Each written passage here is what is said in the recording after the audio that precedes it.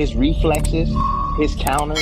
The speed and power of those punches from Inoue. And there's a right hand gone in too from Inoue. With a guy like Inoue, it's going to be hard to compete. So he's technically so solid. He's always in position to punch hard. Accurate puncher. He doesn't waste a damn thing.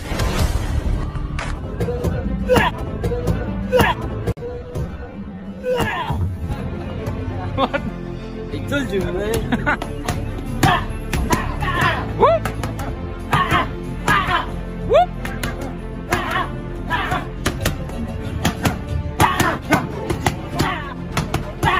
The speed and power of those punches from Inoue. And there's a right hand gone in too from Inoue.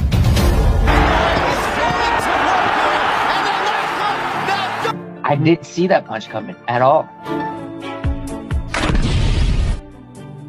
Hello guys, welcome back to our channel Winsworld TV. Walang makakaligtas sa lakas ng kamao ni Naoya Inoue, na tinaguri ang halimaw at bayani ng bansang Japan. Frank. You know, it's cruel and inhuman punishment to ask anybody to fight Inoue. Let's go. Inoue is like a superhero. Unbelievable.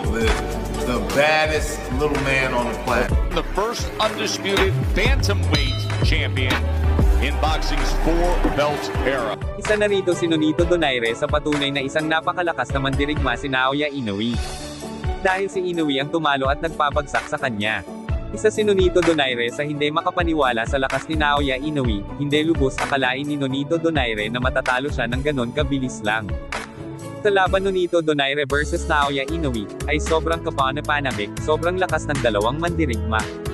Si Naoya Inoue ay nagkaroon ng bali sa kaliwang mata at si Nonito Donaire naman at bogbog sarado ang mukha. Isang nakakamangha na teknik ang pinakita ni Naoya Inoue kontra Nonito Donaire.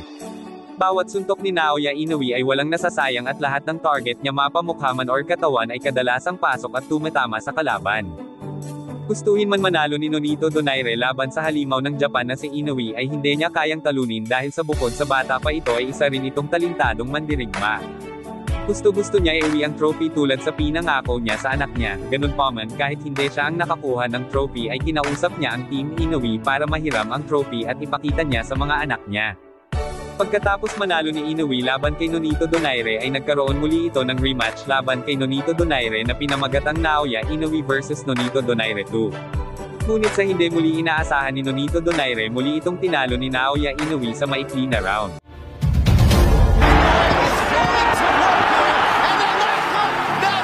I didn't see that punch coming at all. I would probably say that was the hardest punch I've got hit with.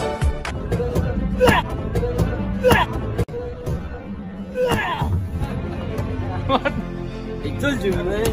Ang lakas ay masusubukan na. Ang pinaka-delikadong kalaban ni Naoya Inoue na matatagpuan sa Pilipinas ay walang iba kundi si John Riel Casimero aka Angas ng Pinas Cuadro Alas. May taglay na pambihirang lakas ng kamao, kakaibang estilo, mabilis na suntok at iba pa.